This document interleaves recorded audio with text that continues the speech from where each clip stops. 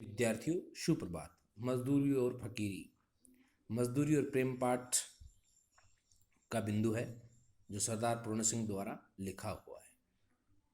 देखिए, 11वीं बस्तर की पूजा क्यों करते हो? गिरजे के की घंटी क्यों सुनते हो? रविवार क्यों मनाते हो? 5 वक्त की नमाज क्यों पढ़ते हो? त्रिकाल संध्या क्यों करते हो? मजदूर के अनाथ नयन, अनाथ आत्मा और अनाश्रित जीवन की बोली सीखो, फिर देखोगे कि तुम्हारा यही साधारण जीवन ईश्वरीय भजन हो गया है। यहाँ सरदार पूर्ण सिंह कहता है कि मंदिर की घंटी बजाने से, मंदिर में पूजा करने से, गिरजाघर में जाने से क्या भगवान की प्राप्ति होती है? किसी अनाथ बेसहारा की का अगर सहयोग करोगे तो आप देखोगे कि आपका जीवन है वो क्या हो जाता है, ईश्वरमय हो जाता है, ईश्वर की भगवान भजन स्वरूप ही हो जाता है। कहने का तात्पर्य यह है कि ईश्वर की प्राप्ति है वो तो असहाय दीन की सहायता करके प्राप्त की जा सकती है, मंदिर मस्जिद या गिरजाघर में जाकर के उसकी प्राप्ति नहीं की जा सकती। मजदूरी तो मनुष्य के समष्टि रूप का व्यष्टि रूप परिणाम है कि मजदूरी है वो तो संपूर्ण संसार है, उसका एक छोटा सा मात्र स्वरूप है। आत्मा रूपी धातु के गढ़े हुए सिक्के का नकदी बयाना है, और सिक्के हैं वो तो मनुष्य के अपने स्वार्थ के लिए बनाए हुए मात्र धातु के पदार्थ हैं जो मनुष्य की आत्माओं को खरीदने के वास्ते दिया जाता है। वो लालच देकर के मनुष्य को अपने नियंत्रण में करने के लिए दिया जाता है। आत्मा सच्ची मित्रता तो ही तो सेवा है, उससे मनुष्य के हृदय पर सच्चा राज्य हो सकता है। कि मनुष्य को पैसे दे करके आप कुछ समय के लिए अपने नियंत्रण में रख सकते हैं, लेकिन उसकी आत्मा पर आप विराजमान अगर होना चाहते हैं तो उसके साथ सच्ची सहानुभूति, सच्चे स्नेह, सच्चे प्रेम के साथ उसके हृदय में विराजमान रह करके कर सकते हैं। जाति पाति रूप रंग और नाम धाम तथा बाप दादे का नाम पूछे बिना ही अपने आप को किसी के हवाले कर देना प्रेम धर्म का तत्व है। कि स्नेह वही होता है जिसमें कोई भी जाति पाति धर्म या अपने पूर्वजों का कोई भी परिचय है वो मायने नहीं रखता। वो तो निश्चल भाव से किया जाता है, उसमें कोई कपट नहीं होता, और वही प्रेम है वो हृदय में विराजमान होता है, और उसी प्रेम के माध्यम से लोगों के हृदय में स्थापित होया जा सकता है। जिस समाज में इस तरह के प्रेम धर्म का राज्य होता है उसका हर कोई हर किसी के बिना उसका नाम धाम पूछे ही पहचानता है। और जो व्यक्ति सच्चा प्रेम करते हैं, सच्चा स्नेह रखते हैं संसारिक लोगों से, वही संसार में पूजे जाते हैं, क्योंकि पूछने वाले का कुल और उसकी जात वहाँ वही होती है जो उसकी जिससे कि वह मिलता है। कि जिस समय व्यक्तियों का संसर्ग होता है, आपस में मिलन होता है, उस समय जाति पाति और धर्म कोई मायने नहीं रखता। उस समय तो जिन व्यक्तियों से वह मिल रहा है वही व्यक्ति उसके लिए महत्वपूर्ण होते हैं।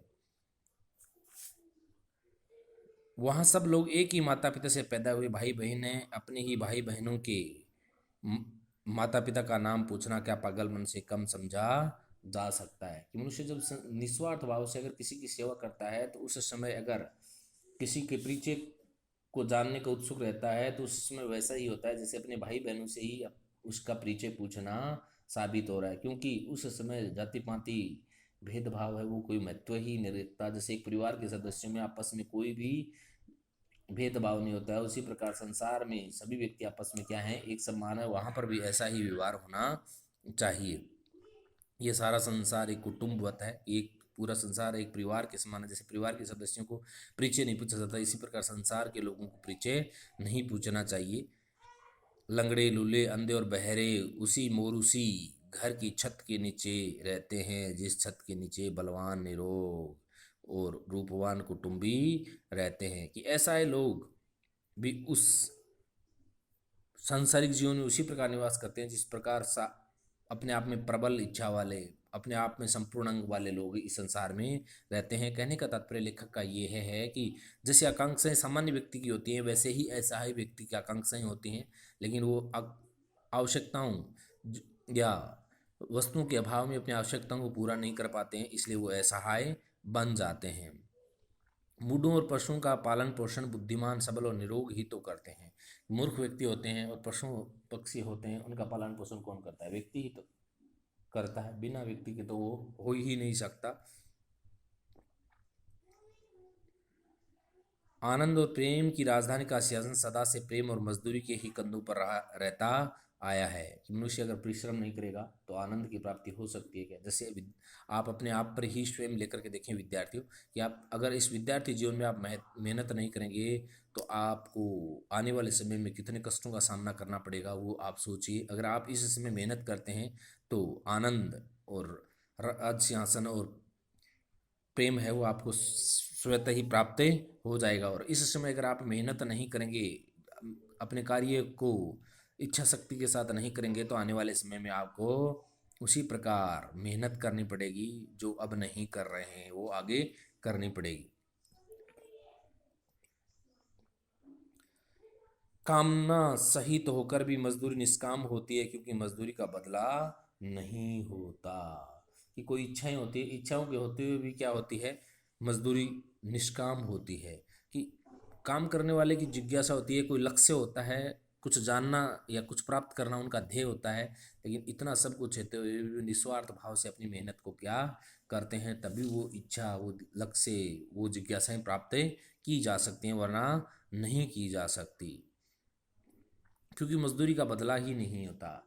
कि जैसे सामान्य व्यक्ति है वो कार्य करने के लिए जाता है, उसको चंद पैसे दे करके उसकी मजदूरी का मूल्यांकन कर लिया जाता है। क्यों?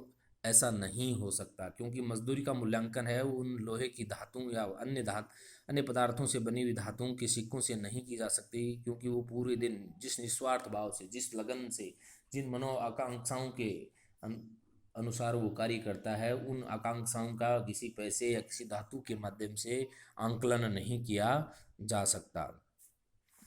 निष्काम कर्म करने के लिए जो उपदेश दिए जाते हैं उनमें अभावशील वस्तु स्वभाव पूर्ण मान ली जाती है। कि जो निस्वार्थ भाव से काम करने के लिए लोगों को प्रेरित करते हैं, उनके जीवन में जिस वस्तु का अभाव है उसी को क्या मान लिया जाता है? उस व्यक्ति की आवश्यकता मान लिया जाता है।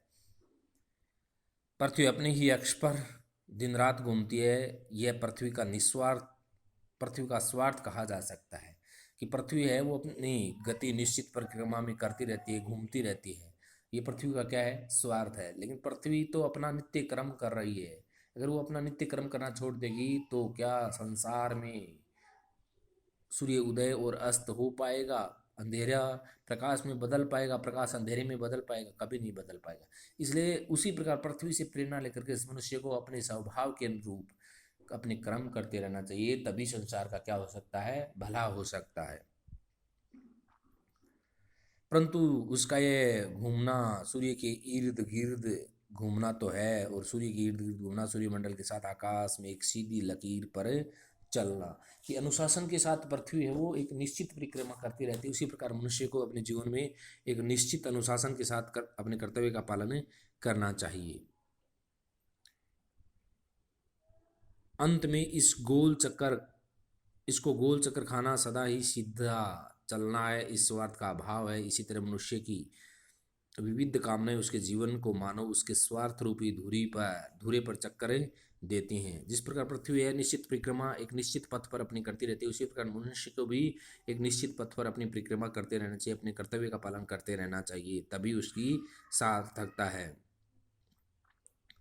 परंतु उसका जीवन अपना तो ही है नहीं, वह तो किसी आध्यात्मिक सूर्यमंडल के साथ की चाल है। अंततः यह चाल जीवन का परमार्थ रूप है। स्वार्थ का यहाँ भी अभाव है। जब स्वार्थ कोई वस्तु ही नहीं, तब निष्काम और कामनापूर्ण कर्म करना दोनों ही एक बात हुई। इसलिए मजदूरी और फकीरी को अन्योन्याश्रय संबंध है। कि मजदूरी और फकीरी है वो दोनों क्या है? आपस में जुड़ी हुई हैं, एक दूसरे से संबंधित हैं। अगर मेहनत करेगा तो ही फकीर अपने कर्तव्य का पालन कर पाएगा। अगर वो फकीरी संन्यास धारण करके जंगल में एकांत में बैठ जाए तो क्या वो अपने कर्तव्यों का पालन कर रहा है? कभी नहीं कर पाएगा। इसलिए वर्तमान समय की फकीरी और प्राचीन काल की फकीरी में अंतर ये होता है कि प्राचीन काल में फकीर हैं वो साधु सन्यासी बनकर के एकांत आश्रम में चले जाते थे और वहाँ तपस्या करते थे। लेकिन वर्तमान समय की फकीरी ऐसी है कि अपने परिश्रम के द्वारा उस फकीरी को सुसाध्य बनाया जा सकता है। मजदूरी करना जीवन यात्रा का आध्यात्मिक नियम है। ये कर्म करते रहना ही जीवन का क्या है, नियम है। अगर कर्म नहीं करेंगे तो जीवन यात्रा है वो वहीं समाप्त हो जाएगी। जोन ऑफ ऑर्क की फकीरी और भेड़े चराना, टोल्स्टॉय का त्याग, जूते गांठना, उमर खयाम का प्रसन्नतापूर्वक तंबू तंबू सीते फिरना, खलीफा उमर का अपने रंग महलों में चटाई आदि बुनना, ब्रह्म ज्ञानी कबीर और रैदास का शूद्र होना, गुरु नानक और भगवान श्री कृष्ण का मुख पशुओं को लाठी लेकर हाँकना सच्ची फकीरी का अनमोल भूषण है। कि इनको कोई भी कार्य करने की आवश्यकता नहीं थी, ये तो अपने आप में क्या थे, भगवान थे। जैसे यहाँ दिया जोनो आरक, जोन और आरक है वो क्या करता है, फकीरी और भेड़ चराना, कि वो सन्यासी का रूप धारण करके भेड़ चराता रहता है। जोनो आरक एक महान विचारक थे, उनको ऐसा करने की कोई आवश्यकता नहीं थी, लेकिन संसार के लोगों को कुछ नया देने के लिए, संसार के लोगों के लिए नई परंपरा का विकास करने के लिए उन्होंने अपने जीवन पर्यंत क्या किया, परिश्रम किया। फिर देखिए दूसरा बताया इसने, टोल्स्टॉय का त्याग और जूते गांठना। अभी टोल्स्टॉय एक महान लेखक था, उसको ऐसा एक राजनीतिज्ञ था, उसको जूते गांठना कहाँ कहाँ आवश्यकता थी, लेकिन उन्होंने किसी न किसी प्रकार कर्म करते रहने की लोगों को प्रेरणा दी कि आदमी कितना भी महान क्यों न बन जाए, लेकिन उसको अपना कर्म है वो करते रहना चाहिए। फिर है उमर खयाम का प्रसन्नतापूर्वक तंबू सीते। एक महान गायक था, कव्वाली गायक था, और वो क्या करता रहता था, तंबू सीता रहता था। क्या जरूरत थी उसको तंबू सीने की, लेकिन संसार में अपनी पुरुषार्थता को बनाए रखने के लिए उन्होंने अपने कर्तव्य का जीवन पर्यंत पालन किया। ऐसे अनेक उदाहरण यहाँ दिए गए हैं। जैसे गुरु नानक और भगवान विष्णु, भगवान कृष्ण को गाय चराने की क्या जरूरत थी, वो तो साक्षात भगवान के स्वरूप थे, लेकिन वो भगवान जन्म से नहीं थे, वो कर्मों से भगवान के रूप में स्थापित हुए थे। कि चाहे व्यक्ति कितना भी महान क्यों न बन जाए, अपने कार्य के प्रति कभी उदासीन नहीं होना चाहिए। देखिए पहला प्रश्न देखिए, लेखक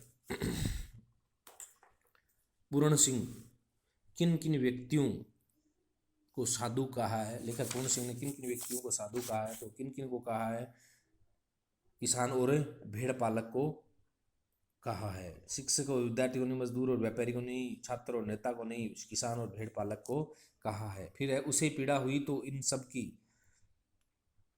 आंखें शून्य आकाश की ओर देखने लगी। यहाँ लेखक ने उससे सर्वनाम का प्रयोग किसके लिए किया है, बीमार भेड़ पालक के लिए किया है। कि जब गडरी की भेड़ है वो बीमार हो जाती है, तब उसके लिए सारा संसार ही क्या हो जाता है, शून्य के समान हो जाता है।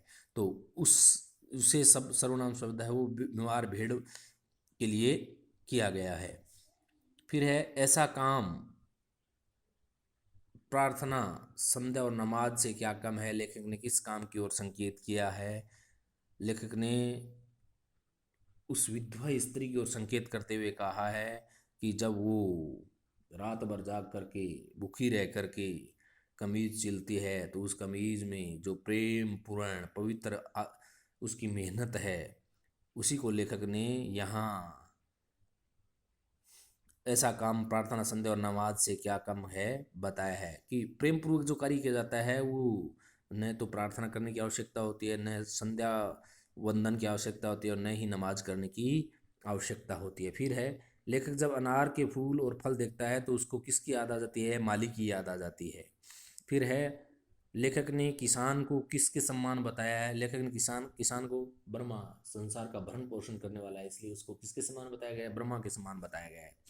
फिर लेखक की दृष्टि में मजदूरी का भुगतान किस रूप में किया जाना चाहिए। हम चंद धातु के सिक्के देकर के मजदूरी का भुगतान करते हैं, ऐसा नहीं होना चाहिए। मजदूरी का भुगतान तो प्रेम भरी सेवा के द्वारा ही किया जाना चाहिए। कि जिस निस्वार्थ भाव से मजदूर है वो कार्य करता है, उसी प्रकार उसके साथ प्रेम पूर्वक व्यवहार करके निस्वार्थ भाव से उसको उसका भुगतान किया जाना चाहिए। फिर है लेखक ने किसे बेघर, बेनाम और बेपता कहा और क्यों कहा। भाई कौन था लेखक, इस पार्ट में हमने किसको पढ़ा था, किसका घर नहीं होता, आगे से आगे घूमता रहता है, गडरिये का होता है। लेखक ने यहाँ गडरिये को बेघर कहा है, बेनाम कहा है, बेपता कहा है, क्योंकि गडरिया भेड़ चराते हुए एक स्थान से दूसरे स्थान पर आगे से आगे क्या करता रहता है, बढ़ता रहता है, इसलिए लेखक ने उसको कहा है। फिर देखिए अगला प्रश्न है, लेखक को जिल्द साध कब याद आता है और क्यों आता है।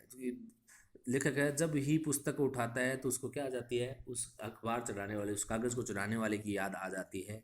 क्योंकि पुस्तक उठाते ही ऐसा लगता है कि उसका हाथ है उस कागज़ के साथ स्पर्श कर जाता है, और स्पर्श करते ही उस जिल्दसाज के याद है वो फिर से ताज़ा हो जाती है। फिर देखिए, श्रम का महत्व, एक संक्षिप्त निम्न लिखिए, ये मत कीजिएगा। किसान का जीवन त्याग और मेहनत का जीवन है, आपको अपने इससे पर विचार लिखने ये भी नहीं करना है। तो ये पाठ है वो पूरा हो चुका है, और अन्य महत्वपूर्ण प्रश्न भी इस पाठ के आपको डाल दिए जाएंगे, और ये प्रश्न उत्तर भी आपको कॉपी में करने हैं।